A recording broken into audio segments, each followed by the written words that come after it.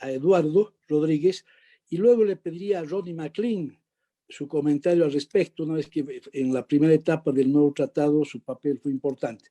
Eduardo. Es sin duda un tema que, como algunos de ustedes decían, no pasa ni pasará de moda, porque los casos de extradición que surgen generalmente tienen una connotación mediática muy alta, sino política. Yo voy a referirme muy rápidamente a las gestiones que me tocó cumplir cuando trabajamos con, y agradezco la presencia de Ronnie McLean, en Cancillería para iniciar las negociaciones para renovar el Tratado de Extradición con Estados Unidos de 1900. Entonces empezamos con un equipo que lo conducía el embajador y ex canciller Armando Loaiza, y se empezó un tratamiento muy riguroso de lo que podía ser una actualización de ese tratado, que sin duda había quedado obsoleto, pero también habían surgido en casi un siglo los nuevos modelos de tratados multilaterales que establecían los estándares de lo que debía ser un tratado de extradición entre dos países, un poco al tono de los tiempos. Lamentablemente esa negociación se vio interrumpida por el cambio de gobierno cambio de gobierno en Estados Unidos y en Bolivia, y luego yo no supe mucho cómo avanzó, excepto de que se produjo una firma súbita, entiendo más por presiones políticas que por una negociación al nivel de lo que se intentaba el año 93. De hecho, no se mantuvo el equipo negociador ni los expertos internacionales, y eso pasó al Ministerio de Justicia. Y es más, este tratado, un poco, alguna gente se refiere como el tratado Bladman, porque fue el ministro Bladman quien aparentemente tomó a su cargo, lo negoció y al final acabó suscribiéndose el año 95. Yo voy a hacer un par de referencias muy críticas, severamente críticas a ese tratado, porque así lo expresé al poco tiempo de conocerlo, y lo hice públicamente junto con otros juristas, porque por el análisis que hicimos no es un tratado simétrico ni se ajusta a estos estándares de cooperación judicial internacional que permita conducir esta cooperación entre estados. Y los reparos básicamente tienen que ver con algo que comentaba tanto William como Jaime, con la aplicación rigurosa del fundamento esencial de un tratado de extradición. ¿Cuándo y por qué se extradita y por qué razones? Cuando concurren situaciones o hechos que son delitos en ambos países, o más bien tienen un plazo de condena mínimo por el cual ambos se comprometen a extraditar a quienes hubieran cometido estos delitos, ya sean nacionales o extranjeros. Entonces, uno de los grandes temas que surgió en esa negociación el año 93 fue de aplicar este estándar que está en todos los convenios multilaterales, y que es aplicar el principio de la doble criminalidad. Nosotros extraditamos si el hecho que se juzga o se pretende juzgar es delito en ambos países. O se pone una regla de que también se entregará cuando concurre un plazo mínimo de pena. Así se avanzó, y eso se combinó con otro tema de muy crítica o sensible discusión, la extradición de nacionales. Bolivia planteó en ese tiempo que por su jurisprudencia de la Corte Suprema, por los tratados multilaterales de los que es parte, o los bilaterales que recientemente había suscrito con España o con Brasil, Bolivia siempre se había reservado el derecho de extraditar o no a sus nacionales.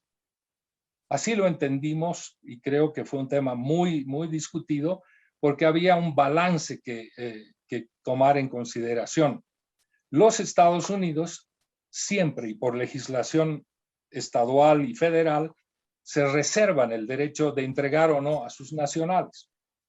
Es más, no lo han hecho y han planteado una reserva a la Convención Interamericana de Extradición, porque ellos no pueden por normas internas, juzgar a sus propios nacionales cuando cometen delitos en el exterior. Y además, el procedimiento norteamericano libra a manos del secretario de Estado la potestad o no de entregar a un nacional. De manera que había una asimetría abiertamente detectada y que no podía ser incorporada en un tratamiento de una renovación del tratado de extradición. El año 93 insistimos mucho de que Bolivia debía mantener esta tradición republicana, o si quieren, de Bolivia en todas sus actuaciones anteriores, de entregar o no a sus nacionales. Lamentablemente, uno de los temas que impone Estados Unidos en el Tratado del 95 es: ustedes se obligan a entregar bajo esta lista de delitos, entre ellos está narcotráfico, o aquellos que tengan una pena mayor de 10 años. Y esa fue una sorpresa para el equipo que trabajó el 93, porque Bolivia estaba rompiendo esta tradición de entregar o no a sus nacionales y se estaba obligando a hacerlo frente a un tratado asimétrico. Además, venían otras dos observaciones que yo recuerdo. Una tenía relación con un artículo al final del tratado, que las partes se obligaban a representar, asistir y colaborar al Estado requirente en la tramitación de una causa. Eso era absolutamente ajeno, y cuando ahora Jaime nos comenta que Estados Unidos ya ha resuelto un caso, aparentemente hay una contradicción que se la hizo notar en su tiempo, de cómo un Estado podía convertirse en el representante y gestor de un trámite, y en este caso aparentemente negativo. Y otra fue la aplicación retroactiva de ese tratado. Esto en suma de lo que fue un reparo, y aprovecho la oportunidad para hacerla pública, porque hace mucho tiempo en algún nivel académico se insistió en que Bolivia debía denunciar ese tratado por asimétrico, abusivo y absolutamente ajeno a los estándares de un tratado multilateral. Mucho se dice, y aquí se ha indicado, de que Bolivia debe entregar a ciudadanos buscados por delitos comprendidos en la Convención de Viena en materia de narcotráfico, pero esa convención no obliga a entregar nacionales, sino a juzgarlos en caso de que no se lo haga. Hay muchos mitos también en las declaraciones y afirmaciones políticas o en esta materia, por lo que yo discrepo mucho con Jaime en esta oportunidad. Lo hago con el mayor respeto, pero estamos frente a un estado de situación en el que surgen nuevos requerimientos y posiblemente se especula sobre otros. Aquí no voy a entrar en ninguno en particular, menos en el que se ha comentado o en los que se pretende estirar el hilo, pero francamente no podríamos sostener razonablemente una relación de cooperación judicial internacional si no abordamos con mayor serenidad o mayor reflexión lo que son los compromisos de cada una de las partes. Aquí me quedo, luego puedo avanzar en unos antecedentes en los que me tocó participar en la Corte para darles algunas ideas adicionales. Gracias, Juancho. Ronnie. Bueno, muchas gracias. Yo voy a quizás complementar lo que se ha dicho con un poco de los antecedentes. Cuando fui nombrado canciller el año 92, tuve siempre el cuidado de tener un vicecanciller o un subsecretario que estuviera del otro lado de la oposición, en este caso Armando Loaiza, que era un ex canciller después y un diplomático muy respetado de carrera, que me acompañó en mi gestión, y el privilegio de tener a Eduardo Rodríguez como nuestro asesor general de la Cancillería en temas muy delicados, uno de ellos el tratado del que estamos hablando, otro fue el tema de la gestión que hicimos anticorrupción de varios embajadores bolivianos que habían incurrido en hechos ilegales, corruptos. Y bueno, la negociación con Chile después, donde Alberto obviamente fue muy importante cuando negociábamos los hitos, los diferentes de 8 hitos por lo menos que se resolvieron. En el caso del tratado, cuando yo me llegué a la Cancillería, primero me enteré de una anécdota, y era que el embajador americano Robert Galbraith se había dado el lujo varias veces de salir del despacho del canciller tirando las puertas y ahí no había pasado nada.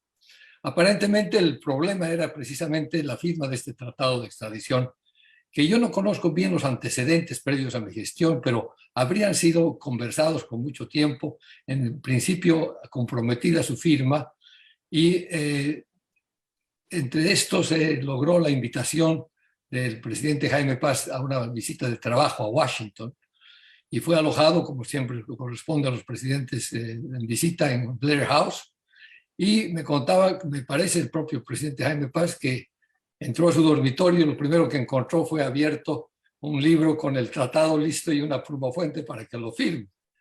Él tuvo el buen criterio, obviamente, de no firmarlo en Washington y pidió que esto se trasladara a La Paz para su análisis, etcétera. Y ahí es donde nos tocó a nosotros intervenir con Eduardo, particularmente. Y como ustedes saben, yo no soy un diplomático de carrera, sino, como se dice, a la carrera.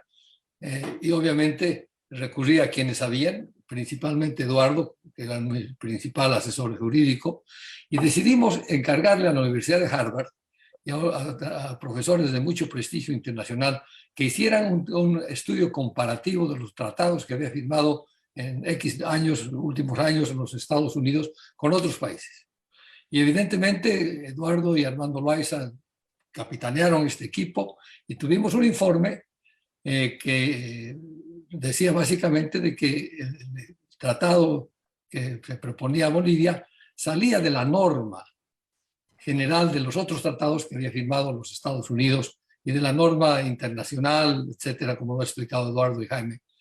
Y entonces esto nos preocupó mucho y empezamos un proceso de negociación con los norteamericanos y me visitó el embajador Bowers, que sustituyó a Gelbart.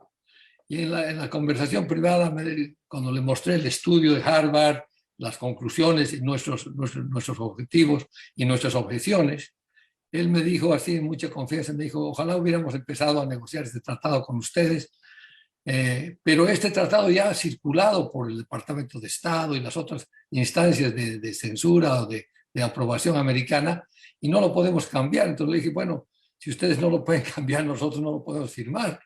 Y ahí quedó la cosa. Ellos calladitos se olvidaron, guardaron el tratado. Pero hay un aspecto que es el que más yo recordaba, además de los que ha mencionado Eduardo, y era este tema de la excepción por la cual el secretario de Estado norteamericano puede negar la extradición de un nacional. Y nosotros en su tiempo pedíamos, obviamente, lo mismo, una simetría en ese tratamiento. Obviamente no se cumplió. Y anecdóticamente les cuento que creo que fue en el primer gobierno moderno, en que el de Jaime Paz, donde se organizó un equipo de transición para dar paso a la próxima administración, la de Sánchez de Lozada. Y a mí me tocó como canciller ser el jefe de ese equipo de transición. Tuvimos muchos problemas con algunos funcionarios de nuestro gobierno que se negaban y que cuestionaban por qué hacer tal cosa, pero fue una orden del presidente de la República que se la habíamos planteado y fuimos adelante. Trabajamos muchas horas, si no semanas, con Guillermo Bedregal, quien se suponía iba a ser el canciller de Gonzalo Sánchez de Lozada. Guillermo Bedregal llenó varios cuadernos enteros de apuntes, donde les dimos el detalle, le entregamos la información, carpetas bien organizadas, y desde luego sobre este tratado hubo mucha información, incluyendo, me imagino, también el estudio que hizo los profesores de Harvard con Eduardo Rodríguez. Sin embargo, la sorpresa fue que en el último momento fue el canciller Toño Araníbar. Y Toño nunca nos llamó, nunca consultó, bueno, hubo una desconexión total. Y como dice bien Eduardo, nos enteramos después que esto pasó al flamante Ministerio de Justicia, que creo que Bladman fue el primer ministro de Justicia. Antes de eso, ese ministerio estaba fusionado con el del Interior y se firmó este tratado. Bien, pequeña reflexión. Ahora que han pasado las cosas, la verdad que no hay mal que por bien no venga, ¿no? O sea, si nosotros tuviéramos la facultad en este momento de negar por una decisión política, porque el secretario de Estado al final no hace un análisis legal, hace una decisión política de no entregar a un nacional. En el estado en que está la justicia boliviana, y las circunstancias en las que estamos viviendo, yo digo, perdón, pero no hay mal que por bien no venga, porque ahora vamos a tener que estar obligados, en este caso, en el caso de narcotráfico, lavado de dinero, terrorismo que se llame, a entregar a estos individuos. Y ya estamos viendo la resistencia que existe para facilitar este trámite, incluyendo deteniéndolos y implicándolos en un delito mucho más leve que de alguna manera obviamente cubriría el delito de fondo. Entonces, ahora mismo pienso en estas circunstancias, en el hecho, por otro lado, que mencionaba Eduardo, el tema político. Yo lo que recuerdo es que en el cargo contra Gonzalo Sánchez Lozada se incluía el de genocidio. Bueno, en la definición de genocidio, o sea, difícilmente puede, yo creo, un país dar lugar a un pedido de extradición cuyo cargo es de esta naturaleza, obviamente inexistente o excesivo, lo que se quiera llamar. O sea que, bueno, ahí estamos ahora, ese tratado está vigente. Yo siempre tuve el temor de que Goni iba a terminar siendo extraditado con ese su tratado, que no había terminado de ser negociado apropiadamente con los Estados Unidos, y que yo creo que fue firmado nuevamente bajo mucha presión y sin, de parte nuestra, digamos, los antecedentes necesarios que hubieran sido útiles para la negociación cuando Jaime era viceministro, etcétera, pero no tuvimos esa oportunidad de poder complementar ese trabajo, porque me imagino que Guillermo Pedregal, un poco enojado, guardó los documentos y los cuadernos bajo 10 llaves, y ahí se acabó la cosa. Bueno, eso es lo que yo puedo aportar, y nuevamente agradecerle a Eduardo la gran labor que hizo en esa oportunidad y el apoyo que me dio cuando yo fui canciller.